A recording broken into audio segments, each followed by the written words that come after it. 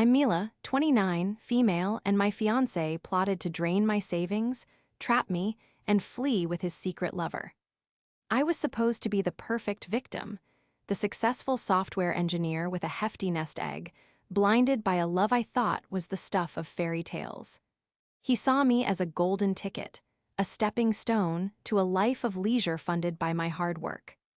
He never imagined that the same logical, methodical mind that writes complex code could also deconstruct his deceit and engineer his downfall. This is the story of how I stopped being a target and started setting the trap. Our story began, as many do, in the most ordinary of ways. I met Julian at a friend's casual get-together. He was charming, with a disarming smile and a way of listening that made you feel like you were the only person in the room. He worked as a clerk at a vintage music store, a job he described with a kind of romantic, bohemian flair. He wasn't driven by money, he'd said, but by a passion for authentic experiences.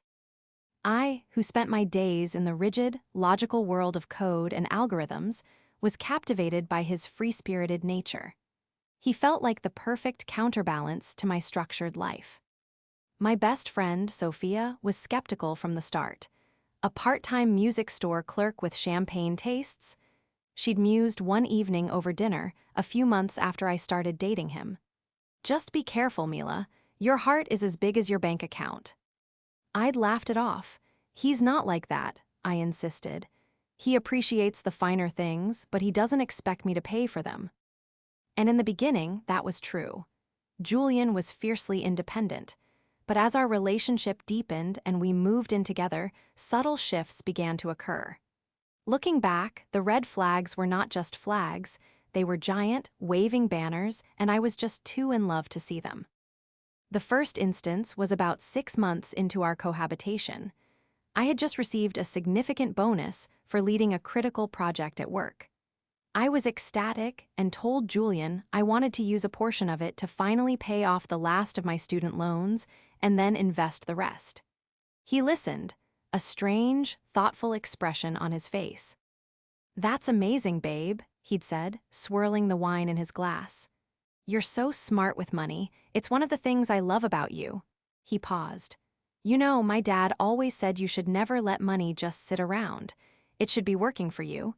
Maybe we should look into a joint investment account for our future, something we can both build."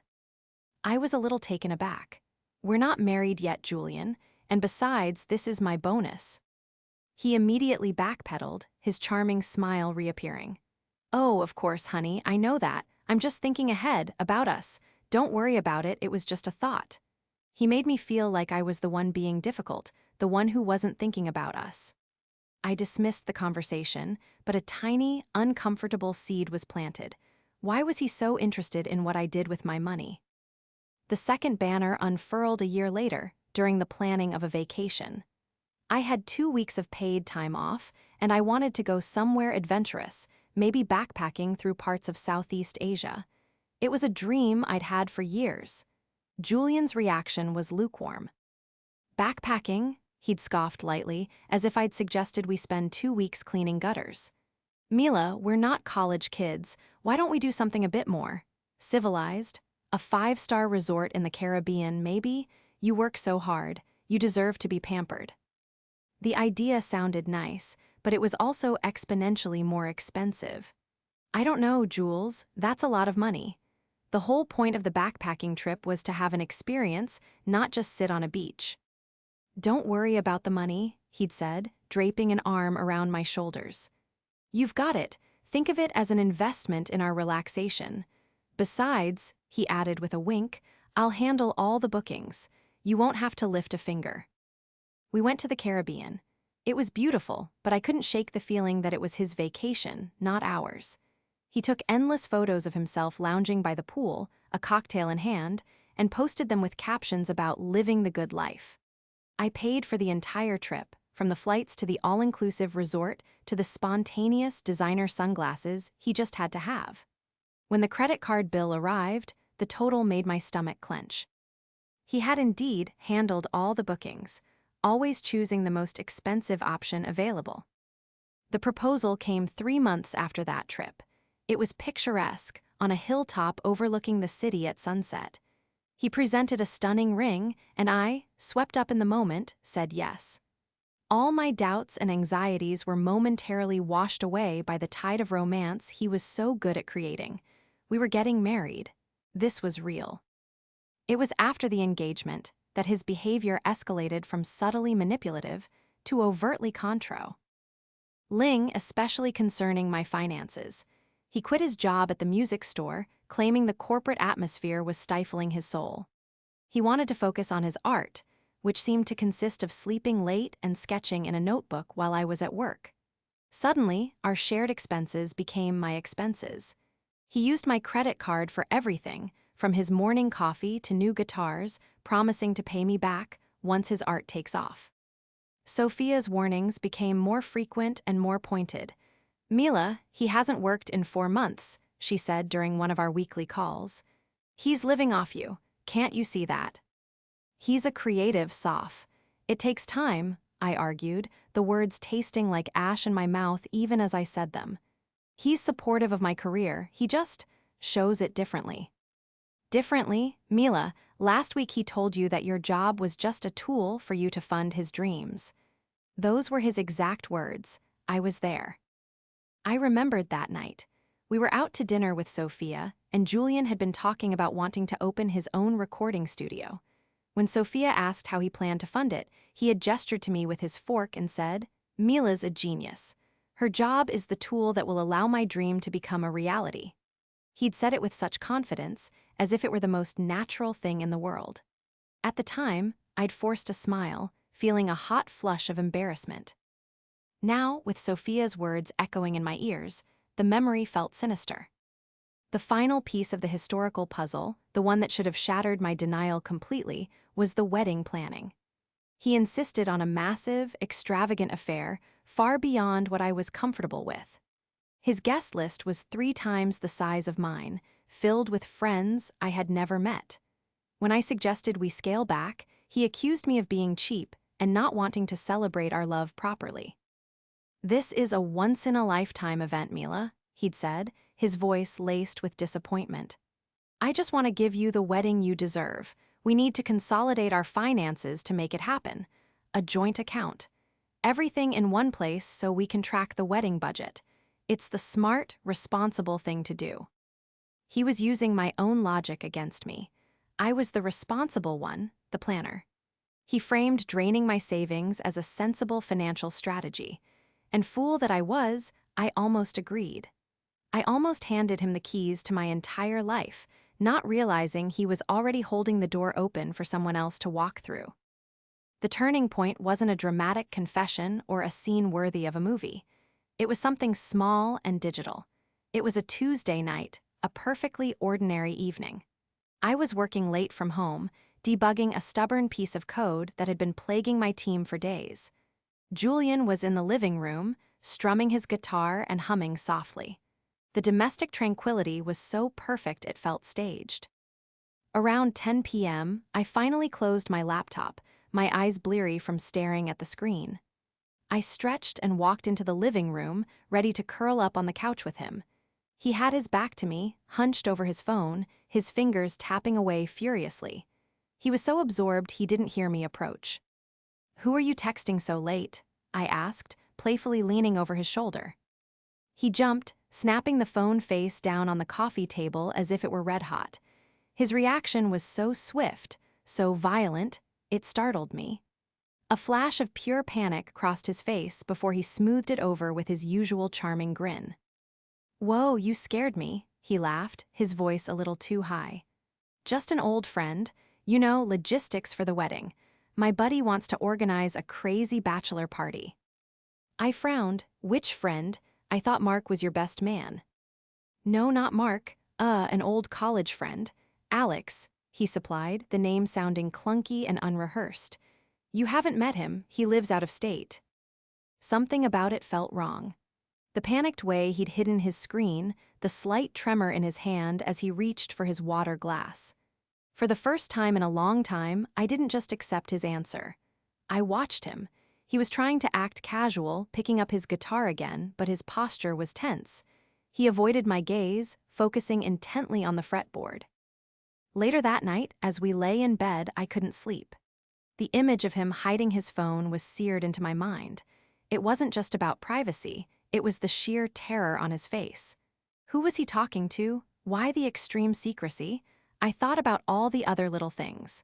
The way his phone was always angled away from me. The way he'd started taking calls in the other room, closing the door behind him. I had always chalked it up to him giving me space while I worked, but now it felt like he was building walls. The next morning, my unease followed me like a shadow. While Julian was in the shower, a notification lit up his phone, which he'd uncharacteristically left on the nightstand. I knew ISH. Wouldn't look, it felt like a violation, a betrayal of trust. But wasn't I the one feeling betrayed? My heart hammered against my ribs as I leaned over. The message was from a name I didn't recognize, Chloe. The preview on the lock screen was just a few words, but they were enough to make the air leave my lungs. Chloe, did you talk to her about the account yet? Time is running out, Jay, I need to book the flights. My blood ran cold. The account. His push for a joint account wasn't about the wedding, flights, plural. It wasn't a bachelor party. It was a getaway. My mind raced, trying to connect the dots. Who was Chloe? Why were they booking flights? What account? When Julian came out of the bathroom, wrapped in a towel, humming a cheerful tune, I had already moved away from the phone. I felt dizzy, nauseous. He smiled at me, completely oblivious. "Morning, beautiful," he said, leaning in to kiss me. I flinched, turning my head so his lips met my cheek. He pulled back, his brow furrowed in concern. "Everything okay? You look pale." "Fine," I managed to say, my voice a strangled whisper. "Just a headache, didn't sleep well." It was the first time I had ever consciously lied to him. It felt surprisingly easy. All day at work, I couldn't focus. The line of code on my screen blurred into meaningless symbols. The words from the text message echoed in my head. Did you talk to her about the account yet? He had brought it up again just last night, right before the suspicious text message. He had a brochure from our bank, a glossy pamphlet about premier joint accounts for couples. "Look, they even give you a bonus for signing up," he'd said enthusiastically, pointing to the fine print. "If we move a significant amount, like, say, your savings, into this new account, we get a higher interest rate and a dedicated financial advisor. It's a no-brainer for managing the wedding funds, Mila." At the time, I'd put him off, saying I needed to read the terms and conditions myself. Now, his enthusiasm felt predatory. He wasn't planning a wedding with me. He was planning to empty my accounts and disappear. The word trap from my own thoughts surfaced, cold and sharp. The extravagant wedding, the financial pressure, the isolation from my own judgment, it was all designed to get me to a place where I would willingly sign everything over. And he was planning to flee. With Chloe. That evening, I told Julian I had to work late at the office. Instead, I drove to Sophia's apartment. The moment she opened the door and saw my face, her usual teasing demeanor vanished. "Mila, what's wrong? You look like you've seen a ghost." I stumbled inside, sinking onto her couch. The carefully constructed dam of my composure finally broke, and I told her everything. The phone, the text message, the name Chloe, the flights, the relentless pressure to open a joint account. With every word, the story sounded more and more insane, more calculated. I wasn't just being paranoid, I was a target.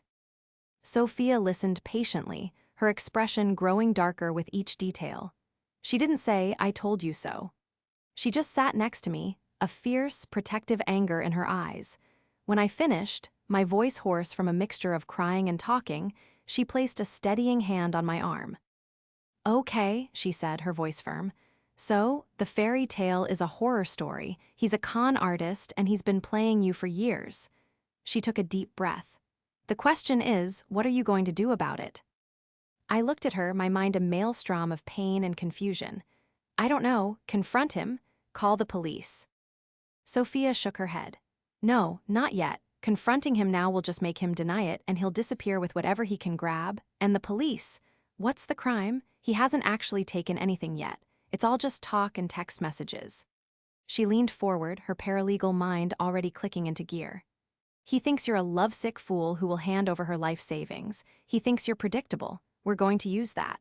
We're not going to let him get away with this. We're going to let him build his own cage, and then we're going to slam the door shut. A flicker of something other than despair ignited within me. It was a cold, hard spark of anger. She was right. He had underestimated me. He saw Mila, the loving fiancé. He had forgotten about Mila, the software engineer, the problem solver who could debug any system, no matter how broken. And our relationship, I was realizing, was the most broken system of all. Okay, I said, my voice gaining a sliver of its former strength. What's the plan? The next few days were a masterclass in deception. I had to go home and act as though my world hadn't been shattered into a million pieces. I had to smile at Julian, kiss him goodnight, and discuss floral arrangements for a wedding that I now knew was a complete sham. Every affectionate gesture he made felt like a spider crawling on my skin. His charm, once so intoxicating, now seemed reptilian and cold. He was a predator, and I was his chosen prey. But the prey was learning to bite back. My mission was clear: gather undeniable proof. Sophia had been adamant. We need more than one text message. We need a full picture of their plan. Timelines, amounts, everything. Without proof, you're just the scorned fiancé. With proof, you're the one in control. My work as a software engineer had made me meticulous and patient.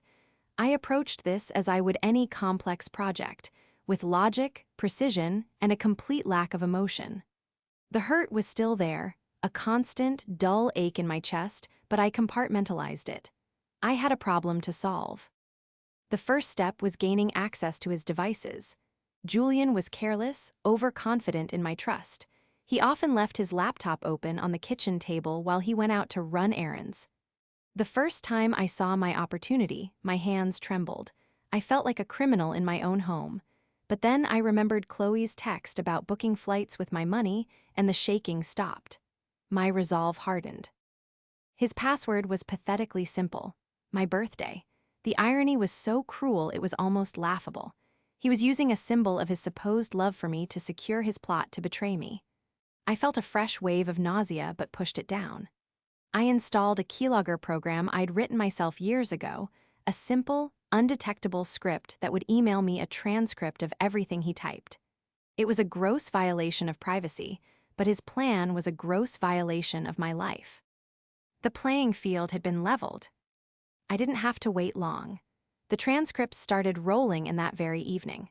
My inbox became a real-time feed of his treachery.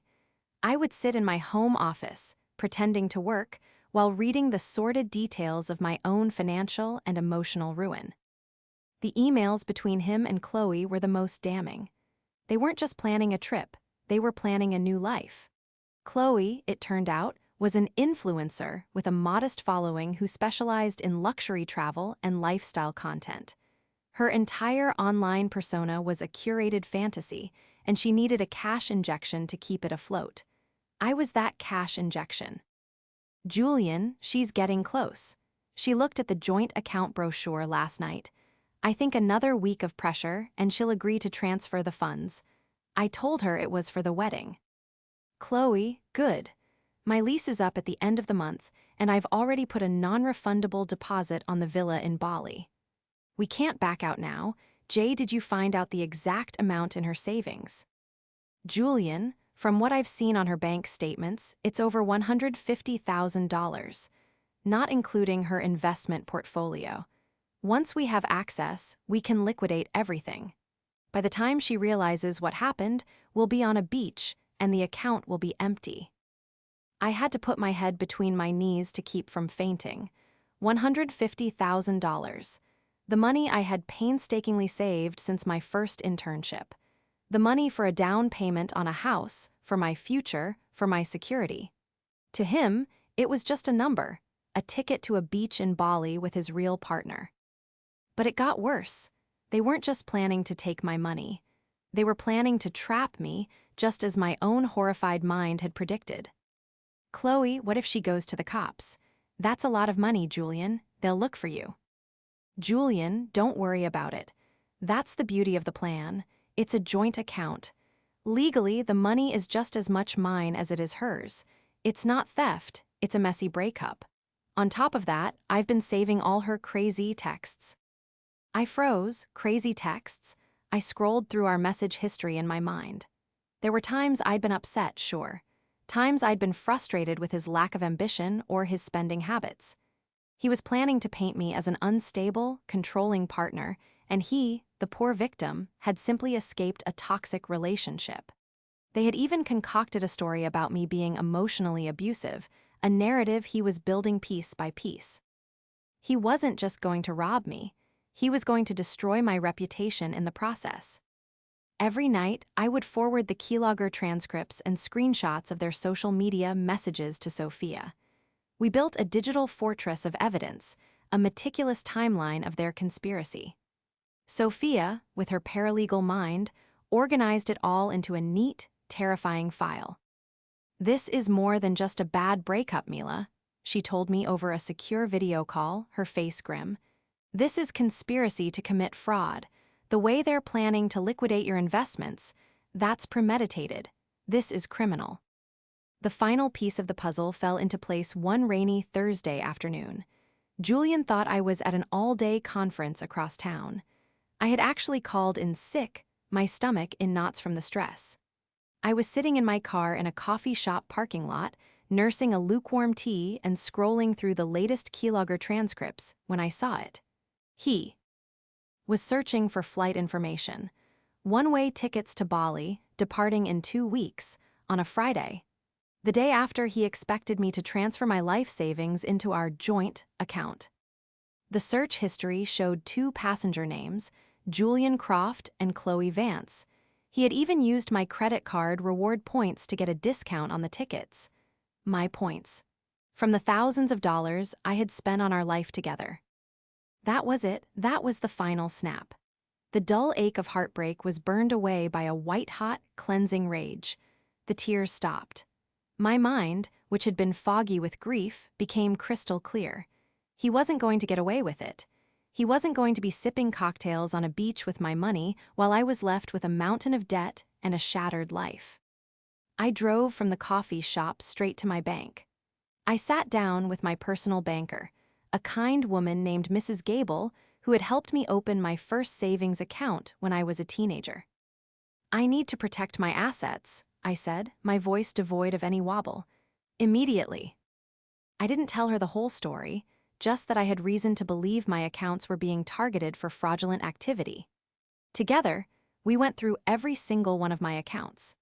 We set up new passwords, 2-factor authentication tied exclusively to my phone number, and alerts for any transaction over $50. We froze my investment portfolio, making it impossible to liquidate anything without me being physically present in the bank with 2 forms of photo ID. Then, I did the one thing Julian was counting on. I opened a new joint account with him. But this account was special. It was the centerpiece of my counterplan. It was the cheese in the mousetrap. And Julian, the rat, was about to scurry right into it. The drive home from the bank was the calmest I had felt in weeks. The anger was still there, simmering beneath the surface, but it was now focused. It was fuel. I had spent days feeling like a victim, watching my life be dismantled through a keylogger. Now, it was my turn to be the architect. I walked into the apartment and found Julian on the couch, watching a movie. He smiled when he saw me, the picture of innocence. "Hey, babe, how was the conference?" "Long," I said, dropping my bag. I pulled the new account folder from my purse and tossed it onto the coffee table in front of him. But I did something productive on my lunch break. His eyes lit up as he saw the bank's logo. He opened the folder, his expression shifting from feigned interest to genuine, greedy excitement. "You did it! You opened the joint account." "I did," I said, keeping my voice even. "I've been thinking about what you said. It is the smart, responsible thing to do for the wedding. We need to be a team." He jumped up and hugged me, lifting me off the ground. "I knew you'd see it my way. See, we're so in sync." His hug felt cold, reptilian. I didn't hug him back. "When can you transfer the funds?" he asked, a little too eagerly. I initiated the transfer today, I lied smoothly. My banker said it could take a few days to process, especially with the amount. She said it should clear by next Thursday. I had chosen the date carefully. Next Thursday was the day before their planned flight to Bali. It was the day they expected their windfall. A flash of relief, so pure and intense, washed over his face that it was all I could do not to recoil. He thought he had won. He thought I was just that easy to manipulate. "That's perfect," he said, his voice brimming with excitement. "Absolutely perfect. This calls for a celebration." That night, he cooked my favorite meal and opened a bottle of expensive champagne, paid for with my credit card, of course. He toasted to us and our future. I raised my glass, my eyes meeting his over the rim. I felt nothing but ice in my veins. To your downfall, I thought. The next day, I met Sophia for lunch. I laid out the entire plan for her on a napkin in our corner booth. "Step 1 is complete," I said, my voice low. "The trap is set. He thinks my life savings are headed to an account he can access." "But they're not," Sophia clarified, leaning in. "No," I said with a grim smile. "The account we opened is real, but Mrs. Gable at the bank was very helpful. That account has been flagged 6 ways from Sunday. The moment a transfer out of that account is initiated to an external party, the entire account is frozen, an investigation is triggered, and both the branch manager and I get an immediate security call. Furthermore, I only initiated a transfer of $500, not $150,000. Just enough to make the account look active." Sophia's eyes widened. "And he has the debit card for it." "He has a debit card," I corrected. "I told him the bank was mailing mine separately. His card has a daily withdrawal limit of $200. It's essentially useless for what he's planning." "Mila, this is brilliant," she whispered, a slow, admiring smile spreading across her face. "So he's going to think he has access to a fortune, but all he has is a glorified piggy bank." "Exactly. Step 2 is the evidence package," I continued, tapping the napkin. "I have everything. The keylogger transcripts, the screenshots of his texts with Chloe, their flight itineraries, even a link to the Bali villa they put a deposit on. You have it all organized, right?" "Into a folder labeled Project Karma," she confirmed. "It's a work of art. What's step 3? This was the hardest part, the part that made my stomach churn. "Step 3 is the party." Sophia frowned. "What party?" "Our engagement party," I said. "I'm going to throw it next Thursday night, the night the money is supposed to have cleared, the night before they plan to leave." Sophia stared at me, her fork hovering halfway to her mouth. "You're going to throw a party for your own fake engagement, invite all your friends and family, and confront him there." "Not just confront him," I said. "Expose him. I want him to be at the peak of his victory. I want him to be standing in a room full of people who think he's the luckiest man alive, celebrating our future, knowing that in a few hours he's going to betray me. I want Chloe there too." "How are you going to get Chloe there?" "Oh, Julian will invite her," I said confidently. "I'm going to tell him that my family wants to meet all our closest friends. I'll insist he invite his old college friend Alex, the fake name he gave me. He'll panic, but then he'll realize it's the perfect cover. He'll bring Chloe, pretending she's just a friend. It will be their last big laugh at my expense before they jet off into the sunset. They won't be able to resist the audacity of it." Sophia was silent for a long moment, studying my face. "This is intense, Mila. Are you sure you're ready for that kind of public confrontation?" "I've been living a private humiliation for months," I replied, my voice hard as steel. "I think I'm entitled to a public vindication. He wanted to destroy my reputation? Fine. Let's see whose reputation survives next Thursday." The week leading up to the party was agonizing. I was an actress in the final run of a play, and I couldn't afford to miss a single cue. I played the role of the excited, trusting fiancé to perfection. I discussed the party menu with Julian, let him pick the music, and even asked his opinion on what I should wear. He lapped it up, his arrogance growing with each passing day. just as I predicted when I insisted he invite Alex. He stammered for a moment before agreeing it was a great idea. 2 days later, he casually mentioned that his friend, Chloe, he claimed Alex was just a nickname, had confirmed she could make it. He was practically vibrating with smug satisfaction. The audacity was, indeed, irresistible to them. On Wednesday, the day before the party, he came to me with his laptop, feigning confusion. "Hey, babe, I was just checking the joint account. It looks like only a small transfer went through. Is that right?" My heart leaped into my throat, but I kept my face calm. "Oh, yeah. Mrs. Gable said they do a small test transfer first for security. The big one is still scheduled for tomorrow morning. Don't worry," I said, patting his arm. "It's all on track." He exhaled, satisfied with the lie. The final piece was in place. He was walking into my trap with his eyes wide open, blinded by greed. The stage was set, the actors were in position, and the audience was about to arrive. Thursday evening arrived, cloaked in a deceptive calm. Our apartment, which had become a theater of lies, was now decorated for the final act. White tablecloths, tasteful floral arrangements, and soft lighting created an atmosphere of celebration. My friends and family began to arrive, filling the space with laughter and happy chatter. They hugged me, congratulated me, and told me how lucky I was. Each compliment felt like a turn of a screw, tightening the tension in my gut. I wore a simple, elegant red dress. Sophia had insisted on it. "Red is the color of power," she'd said, "and love and war, it's perfect." She was my anchor in the swirling room, her watchful eyes a constant source of strength.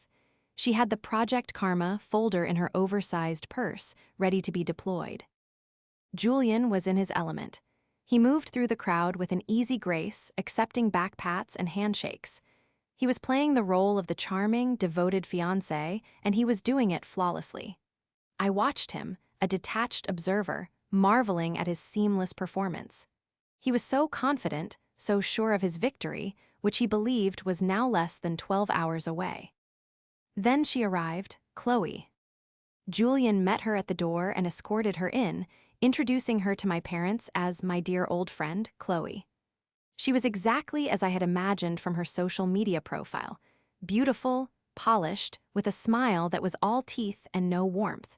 She was wearing a dress that was just a little too flashy for a friend of the groom, a little too attention-grabbing. She looked at me, her eyes sweeping over me with a flicker of what I now recognized as pitying contempt.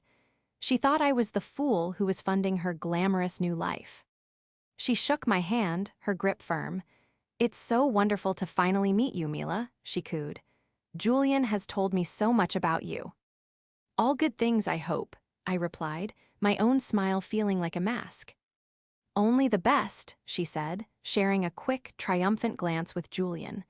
It was so fleeting that no one else would have noticed, but to me, it was as loud as a gunshot. They were reveling in their shared secret, right in front of my face, in front of my family. The party continued for another hour. I mingled, I smiled, I accepted toasts to our long and happy future. All the while, I was acutely aware of Julian and Chloe. They were careful, keeping a respectable distance, but I would catch them exchanging loaded looks across the room. I saw Julian check his phone twice, no doubt looking at the joint account, waiting for the balance to change from $500 to $150,500. The transfer, of course, would never come. Finally, the moment arrived. My father, a quiet, gentle man, stood up to make a speech. He spoke of his pride in me, of my intelligence and hard work. He welcomed Julian into the family, saying he was happy his daughter had found someone who made her so happy. It was almost too much to bear. As he finished, he raised his glass. "To Mila and Julian." The room echoed with the toast. "To Mila and Julian." As everyone took a sip, I remained standing. I tapped my own glass with a fork, the clear, ringing sound cutting through the chatter. All eyes turned to me. Julian looked at me, a proud, indulgent smile on his face, assuming I was about to give a heartfelt response. "Thank you, Dad," I began, my voice clear and steady. "And thank you all for coming. It means the world to us to have you here, celebrating our future." I paused, letting the silence hang in the air. I looked directly at Julian. And speaking of the future, Julian and I have been making a lot of big plans. His smile widened. This was it, the public affirmation he craved. In fact, I continued, my voice gaining a hard edge, Julian has been making some very specific plans. He's been planning a new life, full of travel and leisure, funded by his passion and hard work. Isn't that right, honey? A flicker of confusion crossed his face. This wasn't in the script. Yeah, of course, for us. For us, I repeated slowly. That's interesting, because the plans I've seen don't seem to include me, but they do include someone else in this room. A nervous murmur rippled through the crowd. I turned my gaze from Julian to Chloe. She had gone pale, her practiced smile frozen on her face. Julian has been planning a wonderful, romantic getaway to a private villa in Bali, I announced to the room. A one-way trip, in fact. He booked the tickets himself. Such a thoughtful fiancé. Julian's face was now a mask of horror. Mila, what are you talking about? You're not making any sense. Am I not? I asked, my voice dangerously calm. Sophia, could you help me out? I seem to have misplaced the itinerary. Sophia stepped forward, her expression grim. She opened her purse and pulled out the Project Karma folder. She didn't open it, she just held it. The effect was immediate. Julian stared at the folder as if it were a venomous snake. I think you've had too much to drink, honey, he said, trying to laugh it off, but his voice was strained. You're embarrassing yourself.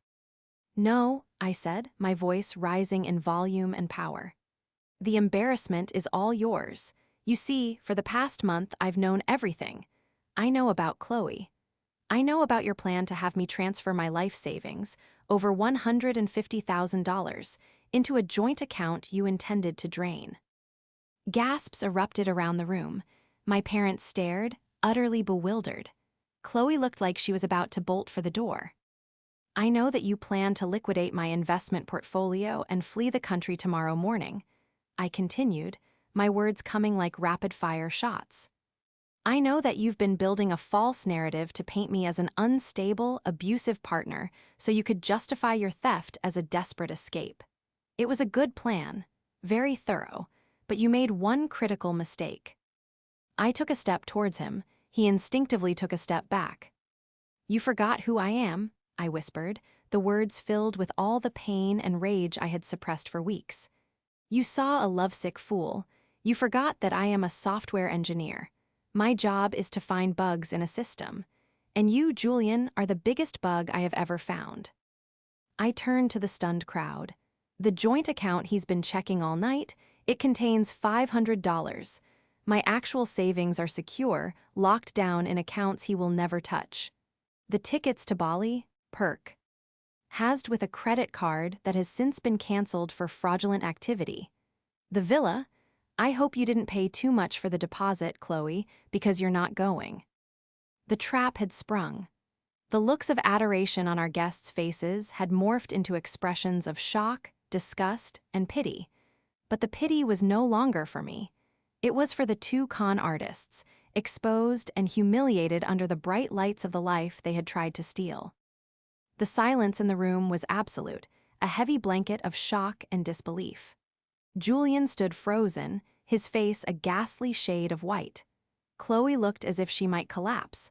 All the air had been sucked out of their triumphant narrative, leaving a vacuum of pure, unadulterated shame. Julian was the first to break. He tried to reclaim his charming persona, but it was like watching a shattered mirror try to reflect a whole image. This is insane, he sputtered, forcing a laugh that sounded more like a choke. Mila, what is this? Some kind of joke? You're scaring our guests. The joke is over, Julian, I said, my voice cold as ice. The only ones scared are you and your partner in crime. I gestured towards Chloe, who flinched as if I had physically struck her. My father, who had been standing by the fireplace looking utterly shell-shocked, finally found his voice. It was low and rumbling with a fury I had never heard from him before. Julian, is what my daughter is saying true? Julian opened his mouth, but no words came out. He looked wildly from my father's thunderous expression to my own unwavering stare, and then to the damning folder in Sophia's hand. He knew he was cornered. His composure finally crumbled, replaced by a sneering, defensive rage. "You think you're so smart, don't you?" He spat at me, his voice dripping with venom. "Spying on me, going through my things, you are crazy, I was right to leave you." "Leave me?" I shot back, taking another step forward. The crowd parted as if creating a dueling ground. "You weren't leaving me, Julian. You were robbing me. There's a difference. You don't get to play the victim here. Not anymore." Chloe, seeing her escape plan and her financial future evaporating before her eyes, finally spoke. "I didn't know anything about this," she lied, her voice trembling as she addressed the room. "He told me they had broken up. He said the money was his from an inheritance." Sophia let out a short, sharp laugh. "Oh, that's a good one. Is that what you were going to tell the authorities?" She tapped the Project Karma folder. "Because the dozens of emails and text messages in here between you and Julian, meticulously planning how to liquidate Mila's portfolio and handle the timing of the transfer, tell a very different story. The one about the villa in Bali you put a deposit on with your own credit card, that's my personal favorite." Chloe's face crumpled. The lie was too thin, the evidence too overwhelming. She looked at Julian, her expression now one of pure hatred. "You told me this was foolproof?" she hissed. "It would have been if you hadn't been so sloppy." He shot back, turning on her completely. It was pathetic. Watching them tear each other apart was a strange, hollow victory. These two people, who had been united in their plan to destroy me, were now just terrified strangers trying to push each other under the bus to save themselves. I had seen enough. "Get out," I said. My voice wasn't a shout, it was a quiet command, but it cut through their pathetic bickering like a razor. "Both of you, get out of my apartment. Now." Julian stared at me, a desperate, hateful look in his eyes. For a second I thought he might argue, that he might try one last, desperate appeal. But he saw the ring of disgusted faces around him, my friends, my family, people who had welcomed him and celebrated him just minutes before. He saw my face, no longer full of love and adoration, but of cold, hard finality. He had lost. Without another word, he turned and walked towards the door. Chloe, sobbing quietly, scurried after him. The room was silent as they left, the only sound the click of the door shutting behind them. The moment they were gone, it was as if a spell had been broken. A collective exhale swept through the room. My legs suddenly felt like they wouldn't hold me, and Sophia was instantly at my side, her arm wrapping around my waist. My mother rushed forward, her face etched with worry, and hugged me tightly. "Oh, my baby," she whispered. "I am so sorry." The aftermath was a blur of concerned faces and comforting words. My friends cleared out the party decorations, erasing the last traces of the sham celebration. My father, his face still grim with anger, made a few quiet phone calls. Sophia stayed by my side, a silent, unshakable presence. After everyone had gone and the apartment was quiet again, the full weight of it all came crashing down on me. I sank onto the couch, the red dress suddenly feeling heavy and conspicuous. I hadn't just exposed a liar, I had detonated my own life. The future I had been building, the love I had believed in, was all gone. It had never been real in the first place. Sophia sat beside me, handing me a glass of water. "You did it, Mila," she said softly. "You took back your power." "Did I?" I asked, my voice hollow. "I just feel empty." "That's the grief," she said wisely. "You're not just mourning the end of a relationship. You're mourning the person you thought he was and the future you thought you had. That's real, and it's okay to feel it. But you know what else is real? Your strength, you saved yourself." I knew she was right, but the victory felt different from how I'd imagined. There was no triumphant feeling, only a vast, quiet emptiness where my life used to be. The trap had worked, the villains were vanquished, but the heroine was left standing alone in the rubble. The next morning, I changed the locks. I packed up every single thing Julian had ever owned, his clothes, his guitars, his stupid notebooks full of art, and left the boxes in the hallway of the apartment building with a note that just said Julian. I didn't want to see him ever again. The silence in the apartment was deafening. Every corner held a memory, now tainted and ugly. The place where he'd proposed, the couch where we'd watched movies, the kitchen where he'd pretended to love me. It wasn't my home anymore, it was a crime scene, and I knew I couldn't stay.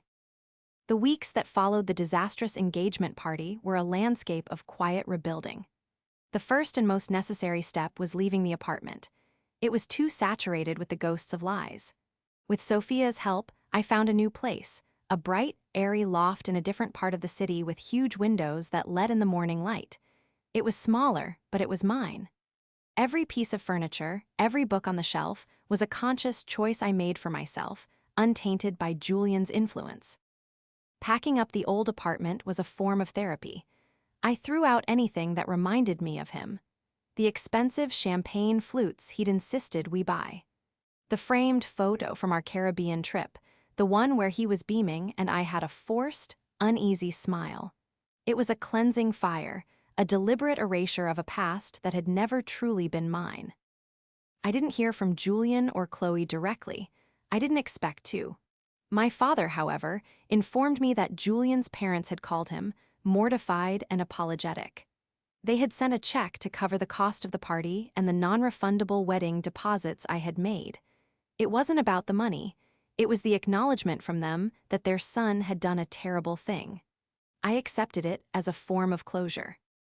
Sophia told me that Chloe had essentially committed career suicide.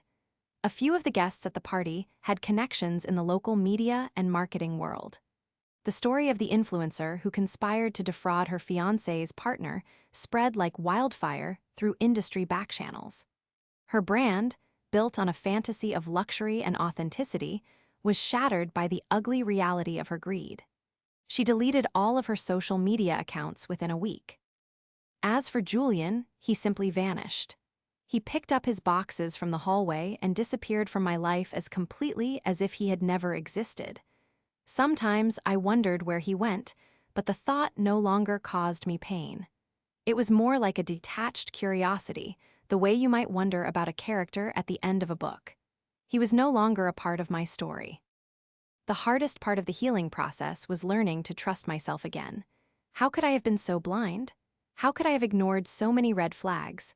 My logical mind, the one I prided myself on, had been completely overruled by a desire to be loved.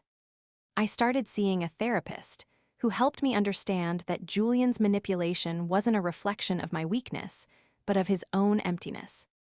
He was a predator who knew exactly how to exploit the best parts of people, their trust, their hope, their generosity. Slowly, day by day, the light started to return. I poured my energy into my work, not as a means to an end for someone else's dream, but for my own satisfaction. I led a new project, and the thrill of solving complex problems was a welcome distraction. I reconnected with old hobbies I had let slide while I was with Julian. I went hiking, I took a pottery class, I started planning that backpacking trip through Southeast Asia, for real this time.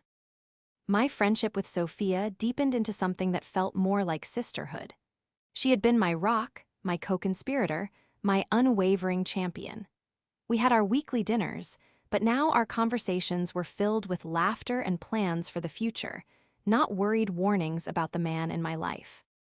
About 6 months after it all ended, I was sitting on the floor of my new apartment, surrounded by maps and travel guides for my Asia trip. The sun was streaming through the windows, and for the first time in a very long time, I felt a sense of profound peace. I wasn't empty anymore. The space Julian had occupied was now filled with my own plans, my own dreams, my own self. The betrayal had been a devastating fire, but it had cleared away all the dead wood. It forced me to see what was truly important, my own strength, the loyalty of true friends, and the value of a life built on an honest foundation. He had tried to trap me, but in the end, the only person he trapped was himself in a life of running and deceit. I was free. I had turned the tables, not just on him, but on my own self-doubt. The plan he had for my destruction had inadvertently led to my rebirth. And this new life, the one I was building for myself, was one that no one could ever take from me. So, for anyone listening who might find themselves in a similar situation, doubting their own intuition or making excuses for someone's behavior, I have this to say: trust that feeling in your gut. Your instincts are your greatest defense. You are not a supporting character in someone else's story. You are the protagonist of your own, and you have the power to write the ending.